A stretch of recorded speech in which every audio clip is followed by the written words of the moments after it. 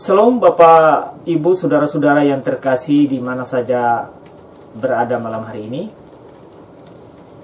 Kita akan belajar firman Tuhan malam hari ini di bawah sebuah tema, yaitu kutuk Tuhan Allah. Dan teks firman Tuhan yang akan kita baca malam hari ini terambil dari Galatia pasal 3 ayat yang ke-10 sampai dengan ayat yang ke-14. Galatia 3 ayat 10 sampai dengan ayat yang ke-14.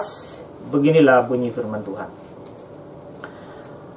Karena semua orang yang hidup dari pekerjaan hukum Taurat berada di bawah kutuk.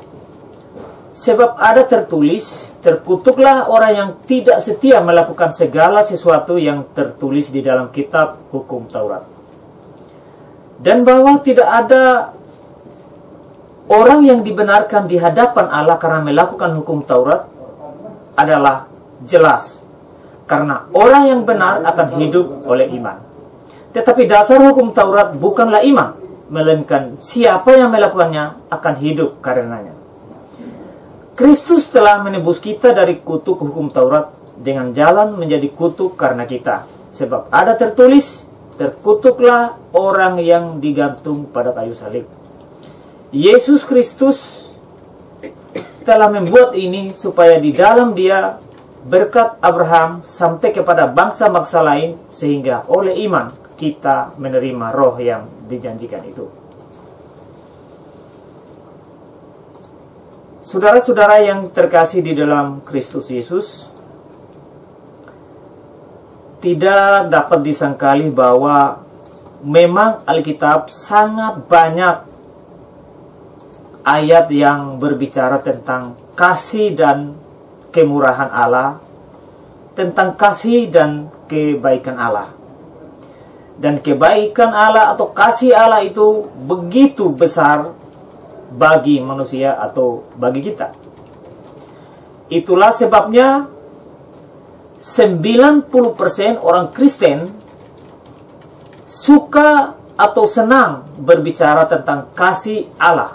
Dan biasanya kasih Allah itu hanya dikaitkan dengan berkat-berkat saja.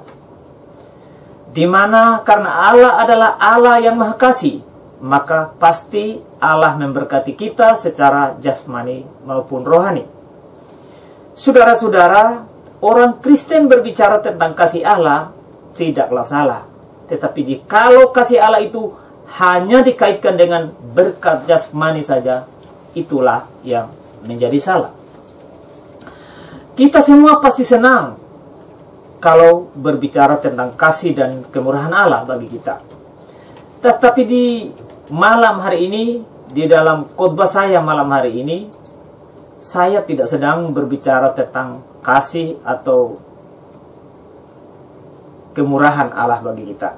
Tetapi malam hari ini kita akan belajar tentang kutuk atau murka Tuhan Allah terhadap kita atau terhadap manusia. Mengapa demikian? Karena Allah kita bukan saja Allah yang maha kasih, tetapi Dia juga adalah Allah yang maha adil. Sebab itu, malam hari ini, mari kita mendengar tentang keadilan Allah bagi kita atau bagi manusia. Saudara pendengar yang terkasih di dalam Yesus Kristus, pada bacaan kita tadi dari surat Galatia 3 ayat 10 sampai dengan ayat yang ke-14, di sana terlihat kata kutuk muncul 5 kali. Dan di dalam bacaan ini, Rasul Paulus jelas-jelas berbicara tentang masalah kutuk atau murka dari Tuhan Allah terhadap kita atau terhadap manusia. Karena itu pada kesempatan malam hari ini, saya ajak saudara-saudara untuk mendengar tentang kebenaran firman Tuhan malam hari ini.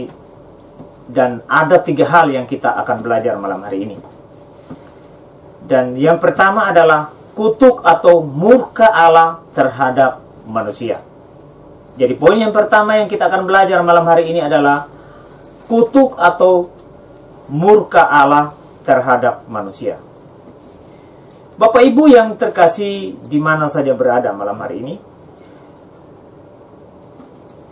mungkin saja kita akan bertanya atau kaget, bahkan heran kalau kita mendengar tentang kutuk atau murka Allah terhadap manusia. Karena mengapa Allah yang maha baik dan Allah yang maha kasih itu bisa murka atau mengutuk manusia? Tetapi saya dan saudara perlu tahu dan ingat bahwa memang Allah adalah Allah yang maha murah dan Allah juga adalah Allah yang maha kasih. Tetapi jangan lupa juga bahwa Allah juga adalah Allah yang maha adil dan maha suci. Dan keadilan dan kesucian Allah inilah tidak dapat bersatu dengan manusia berdosa. Sehingga siapa manusia atau mana yang tetap hidup, manusia mana yang tetap hidup di dalam dosa akan dikutuk atau dihukum oleh Tuhan Allah. Di dalam Nahum 1 ayat 3a firman Tuhan berkata, Tuhan itu panjang sabar dan besar kuasa, tetapi ia tidak sekali-kali membebaskan dari hukuman orang yang bersalah. Saudara, dalam renungan firman Tuhan pada malam hari ini, Alkitab sedang berbicara tentang kutuk atau murka Allah terhadap manusia. Tetapi muncul pertanyaan bagi kita bahwa siapa-siapa saja atau orang-orang yang bagaimana saja yang dikutuk atau dihukum oleh Tuhan Allah. Yang pertama, orang yang dikutuk atau dimurkai oleh Tuhan Allah adalah orang yang tidak setia melakukan hukum Taurat atau firman Allah. Saudara, sebelum saya lanjut, saudara mesti mengerti dulu apa itu yang dimaksud dengan hukum Taurat. Hukum Taurat artinya segala atau seluruh perintah Allah yang harus ditaati atau harus dilakukan oleh manusia. Misalnya di dalam 10 hukum di dalam Keluaran 20 itu, ya, jangan ada padamu Allah lain, jangan membuat bagimu patung untuk disembah, jangan menyebut nama Tuhan Allahmu dengan sembarangan, ingat dan kuduskanlah hari Sabat, hormatilah ayah dan ibumu, jangan membunuh, jangan berzina, jangan mencuri, jangan mengucapkan saksi dusta, jangan mengingini rumah sesamamu, dan seterusnya. Jadi itu pengertian dari hukum Taurat. Nah, saudara, di dalam ayat 10b dari teks kita tadi dikatakan, terkutuklah orang yang tidak setia melakukan segala sesuatu yang tertulis di dalam kitab hukum Taurat. Di sini ada kata setia melakukan. Setia melakukan artinya, kalau kita tidak setia atau tidak secara terus-menerus melakukan yang tertulis di dalam hukum Taurat atau firman Tuhan, maka itulah orang yang dikutuk oleh Tuhan Allah. Mungkin tidak sukar kalau kita mentaati atau melakukan hukum Taurat atau firman Tuhan secara kadang-kadang saja. Tetapi apakah kita bisa taat terus-menerus? Misalnya dalam hal kejujuran. Apakah kalau kita jujur ini bisa terus-menerus jujur? Atau mungkin hal yang lain. Sejak kita menjadi orang Kristen, apakah kita ini tidak pernah alpas satu kali pun pergi ke gereja? Atau mungkin dalam hal mengasihi, apakah kita ini terus-menerus mengasihi? Saudara, kalau hanya dari 3 pertanyaan ini saja, sudah tentu kita sudah tidak mampu melakukan secara terus-menerus. Saudara, kalau kita mau jujur, sudah tentu hanya baru 3 hal kecil ini saja, tentu kita tidak mampu melakukan itu. Dan saya yakin bahwa seorang pun manusia yang ada di kolong langit ini, pasti kita tidak bisa melakukan hukum Taurat secara terus-menerus tanpa salah satu pun atau salah sedikit pun dari hukum Taurat ini. Kalau begitu, dari ayat yang baru saja kita baca mengatakan, kita semua adalah orang yang terkutuk atau yang dihukum oleh Tuhan Allah. Karena kita tidak bisa lolos dari hukum Taurat. Kita tidak bisa taat sempurna pada hukum Taurat. Dan yang kedua, orang yang dikutuk oleh Tuhan Allah adalah orang yang tidak melakukan segala sesuatu. Yang terlihat dalam ayat 10b, terkutuklah orang yang tidak setia melakukan segala sesuatu yang tertulis dalam hukum Taurat. Di sini ada kata segala sesuatu, dan kata segala sesuatu artinya kita dituntut untuk melakukan segala sesuatu yang ada di dalam hukum Taurat itu. Jika kita tidak melakukan yang tertulis di sana, maka kita adalah orang yang terkutuk. Mengapa demikian? Karena kalau kita hanya dapat melakukan 99 saja, tetapi langgar satu saja, maka dianggap melanggar semua. Kita bisa bandingkan dengan surat Yakobus 2 pasal 10, Yakobus pasal 2 ayat 10 mengatakan, sebab barang siapa menuruti seluruh hukum itu, tetapi mengabaikan satu bagian daripadanya, ia bersalah terhadap seluruhnya. Jadi, kalau kita langgar satu saja tetapi kita taat pada 99, tetap kita berdosa terhadap semua. Kalau kita gabungkan hal pertama dan kedua, maka dapat dikatakan kalau seorang dengan tidak setia atau terus-menerus menaati seluruh hukum Taurat atau firman Tuhan, maka kita semua atau semua manusia adalah orang yang terkutuk. Apakah di antara kita atau di antara para pendengar malam hari ini ada yang lolos? Sudah tentu tidak, bukan? Dan yang ketiga, orang yang dikutuk oleh Tuhan Allah adalah orang yang mau hidup atau selamat karena taat pada hukum Taurat atau firman Tuhan. Mari kita lihat kembali ayat 10a dari teks kita.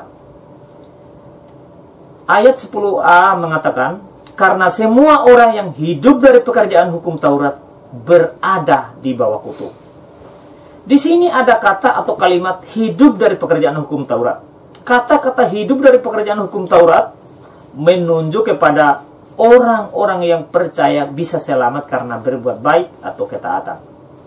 Jadi kalau ada orang Kristen yang percaya dan mengatakan bahwa mereka bisa selamat atau masuk surga karena melakukan perbuatan baik, firman Tuhan bilang mereka berada di bawah kutuk. Mengapa demikian? Karena di dalam Alkitab atau di dalam pandangan Tuhan Allah, tidak ada seorang pun manusia yang bisa berbuat baik. Roma 3 ayat 12 firman Tuhan berkata, semua orang telah menyeleweng, mereka semua tidak berguna, tidak ada yang berbuat baik, seorang pun tidak.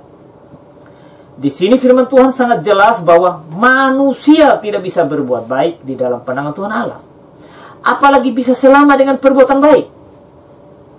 Jadi kalau ada orang atau ada kita yang mengajarkan bahwa marilah kita berbuat baik supaya selamat, maka kita ada di bawah kutuk Tuhan Allah. Saudara-saudara yang terkasih, setelah kita mendengarkan kebenaran firman Tuhan pada malam hari ini, kita sedang menerima kabar yang sangat buruk. Karena rasanya satu pun dari antara saya dan saudara tidak ada yang lolos dari kutuk atau hukum Tuhan Allah. Karena ketika kita taat pun tetapi tidak terus-menerus, justru terkutuk. Taat terus-menerus juga tetapi tidak melakukan semua yang tertulis dalam hukum Taurat juga terkutuk. Atau kita taat terus-menerus dan melakukan semua yang tertulis dalam hukum Taurat tetapi dengan tujuan supaya kita selamat juga, itu terkutuk. Kalau begitu, apakah ada harapan bagi kita untuk selamat? Jawabannya adalah pasti tidak.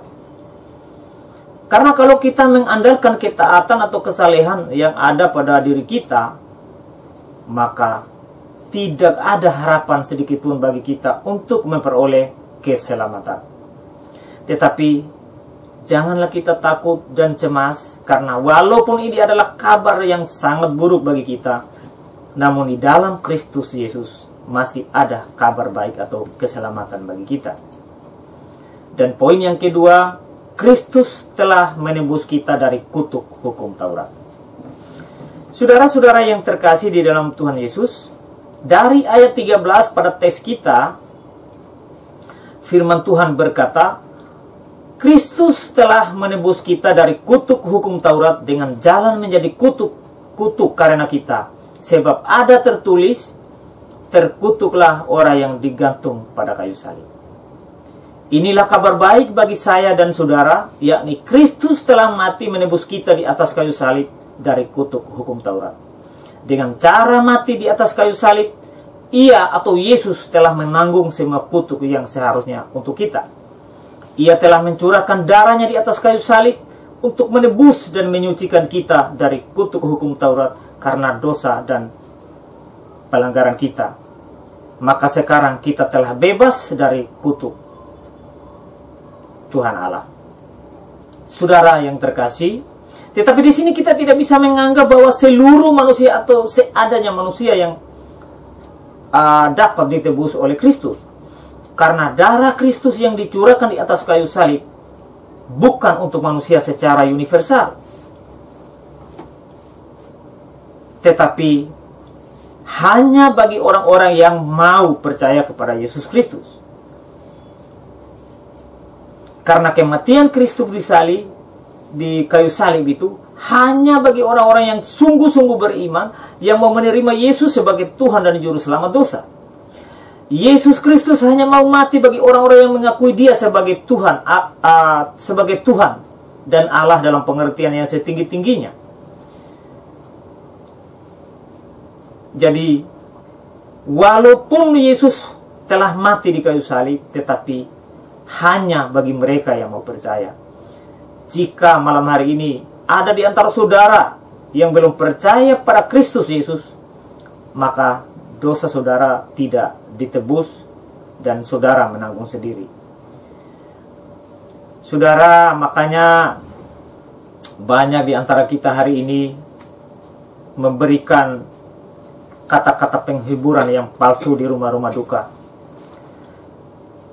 Misalnya ada orang yang sungguh-sungguh mereka belum terima Yesus sebagai Tuhan dan Juru Selamat, tetapi ketika mereka mati, lalu kita memberikan kata-kata penghiburan bahwa mereka sudah ada di pangkuan Bapa di surga. Saudara, orang yang bisa selamat atau yang masuk surga itu hanya orang yang mau menerima Yesus sebagai Tuhan dan Juru Selamat, bukan seadanya orang. Karena itu, malam hari ini, Yesus hanya mau mati bagi orang-orang percaya. Sekali lagi, jika saudara tidak percaya kepada Yesus sungguh-sungguh sebagai Tuhan dan Juru Selamat dosa, maka saudara akan menanggung sendiri dosa di neraka selama-lamanya.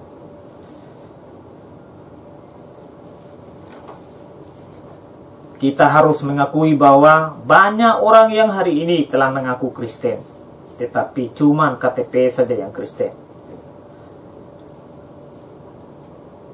Tetapi hidup pelayanan mereka tidak sedikit pun melayani Tuhan, tetapi mereka hanya hidup melayani dunia ini diri sendiri. Karena itu malam hari ini, supaya kita lolos, kita bebas dari kutuk hukum Taurat, tidak ada cara lain. Hanya terima Yesus sebagai Tuhan dan Juru Selamatmu, supaya engkau lolos dari hukum Tuhan Allah dan memperoleh hidup yang kekal untuk selama-lamanya. Saudara-saudara, tidak menjadi jaminan ketika kita menjadi orang Kristen. Banyak orang hari ini yang mengikut Yesus dan mengenal Yesus, tetapi mereka tidak sungguh-sungguh percaya kepada Yesus. Siapa yang ragu dengan Yudas Iskariot? Dia adalah seorang murid dari Tuhan Yesus. Dia adalah salah satu dari ke-12 murid. Tapi dia tidak pernah percaya Yesus sebagai Tuhan dan Juru Selamat. Karena itu Alkitab mengatakan Yudas binasa atau masuk neraka. Jadi saudara jangan berbangga jika saudara adalah pendeta, majelis, diaken, atau guru sekolah minggu. Apapun jabatan saudara dalam gereja, bukan itu yang membuat saudara selamat. Tetapi jika saudara tidak pernah satu titik di dalam hidupmu menerima Yesus sebagai Tuhan dan Juru Selamatmu, maka engkau menanggung dosamu sendiri di neraka selama-lamanya. Yesus Kristus hanya mati bagi orang yang mau percaya kepada Dia.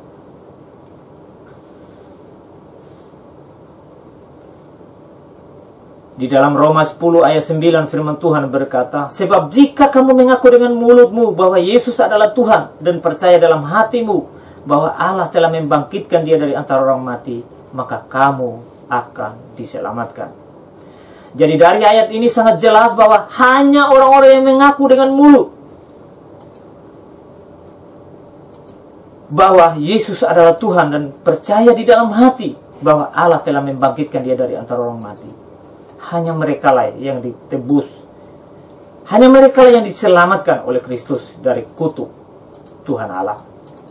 Bagaimana dengan saudara-saudara? Bagaimana dengan Bapak Ibu yang sementara mendengar firman Tuhan malam hari ini? Sudahkah engkau menerima Yesus sebagai Tuhan dan penebus dosamu? Dan yang terakhir adalah keselamatan hanya karena iman saja. Saudara-saudara yang terkasih di dalam Kristus Yesus, karena Kristus telah menebus kita dari kutuk hukum Taurat, maka kita sekarang diselamatkan. Bahkan kita diselamatkan dengan sangat mudah dan gampang, bahwa hanya dengan iman atau percaya saja pada Tuhan Yesus dan tidak perlu ditambahkan dengan apapun, maka kita pasti diselamatkan. Bacaan kita tadi pada ayat yang ke-11b mengatakan, orang benar akan hidup oleh iman. Jadi ayat 11b mengatakan, orang yang benar akan hidup oleh iman. Dan ayat 14b, sehingga oleh iman kita menerima roh yang telah dijanjikan itu. Sehingga oleh iman kita menerima roh yang telah dijanjikan itu.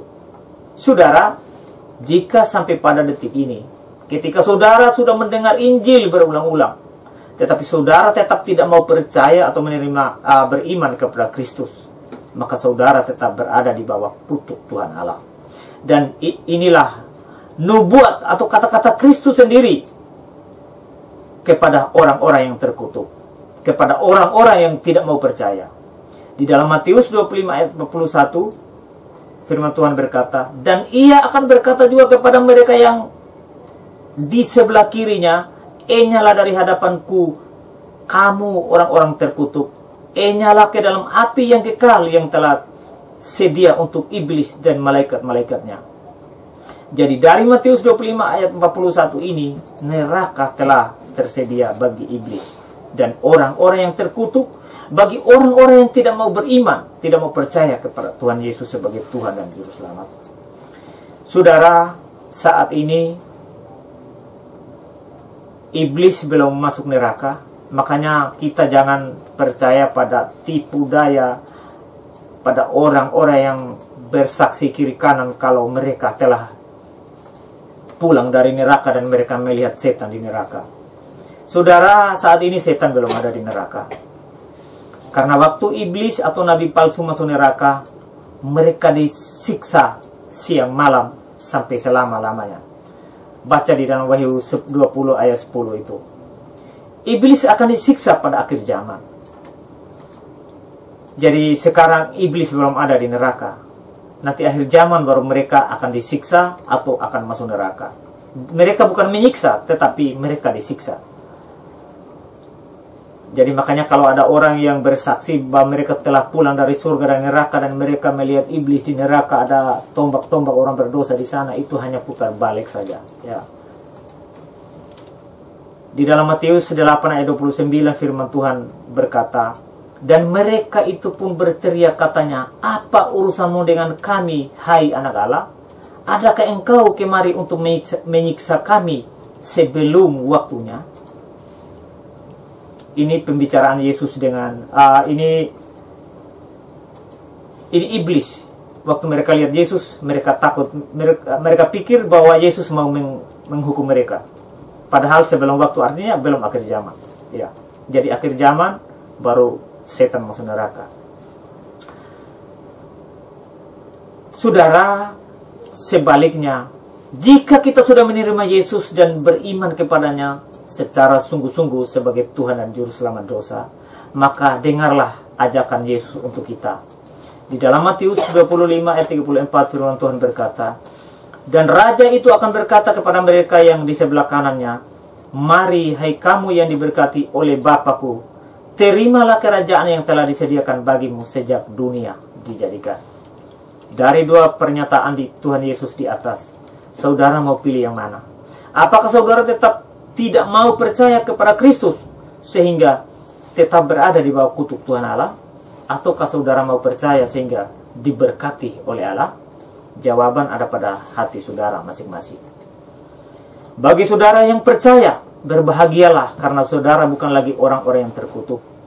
Karena jasa Kristus sudah memikul kutuk saya dan saudara di atas kayu salib. Karena itu, marilah kita hidup di dalam iman dan kasih serta puji syukur kepada Allah. Berbuatlah kebaikan supaya sebagai bukti dari keselamatan kita. Marilah kita berbuat baik, melakukan kehendak Allah sebagai bukti dari iman kita. Sebagai rasa ucapan syukur kita atas keselamatan itu, kita harus berbuat baik, memberitakan Injil kepada orang-orang yang belum percaya kepada Kristus.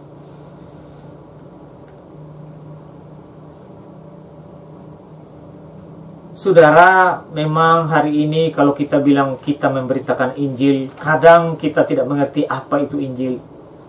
Karena waktu saya pengalaman pada beberapa tahun yang lalu, ada seorang ibu yang siap-siap pakaian. Lalu saya tanya mau pergi ke mana, katanya dia mau pergi ke Alor untuk memberitakan Injil. Lalu di dalam tas, di dalam gerdus itu ada gula pasir, ada kopi, ada pakaian bekas, ada super mie. Lalu saya tanya, ini mau buat apa? Dia bilang mau bawa ke Alor untuk memberitakan Injil. Lalu saya tanya, apa itu Injil? Dia bilang Injil itu artinya kalau kita berbuat baik kepada orang-orang yang membutuhkan pertolongan, memberikan mereka makan atau pakaian, itu sudah yang namanya memberitakan Injil. Jadi waktu itu juga saya hanya angguk kepala, karena waktu itu juga saya ya seperti burung beo yang hanya iya-iya saja, yang tanpa mengerti. Tapi saudara, ternyata Injil itu kan bukan seperti itu. Nah, Injil ini kan adalah kabar baik. Kabar baik yang menyangkut keselamatan yang hanya ada di dalam Kristus Yesus. Jadi Injil di sini, kalau kita memberitakan Injil itu artinya kita memberitakan bahwa hanya Yesus satu-satunya jalan kepada Allah. Itu Injil. Banyak orang hari ini omong Injil tapi ya tidak kesampaian, tidak mengerti, sehingga mereka menyampaikan Injil itu secara salah. Untuk itulah ketika kita sudah percaya, sudah diselamatkan, keselamatan itu bukan milik kita. Marilah kita rajin memberitakan Injil kepada siapapun yang kita yakin belum percaya, supaya mereka juga diselamatkan. Jadi malam hari ini kita telah belajar tentang 3 hal. Yang pertama, kutuk atau murka Allah terhadap manusia. Dan yang kedua, Kristus telah menebus kita dari kutuk hukum Taurat. Dan yang ketiga, keselamatan hanya karena iman saja. Kita semua adalah manusia yang terkutuk oleh Allah, tetapi Kristus telah menebus saya dan saudara dari hukuman Allah.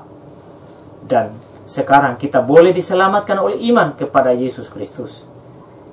Renungkan semua ini dan marilah kita datang kepada Yesus dan beriman sungguh-sungguh kepadanya, supaya kita bukan lagi orang-orang yang terkutuk, tetapi secara pasti kita adalah orang yang diselamatkan. Marilah kita berbuat baik karena kita sudah diselamatkan, bukan karena kita berbuat baik supaya selamat. Kiranya firman Tuhan yang singkat malam hari ini boleh memberkati kita. Amin.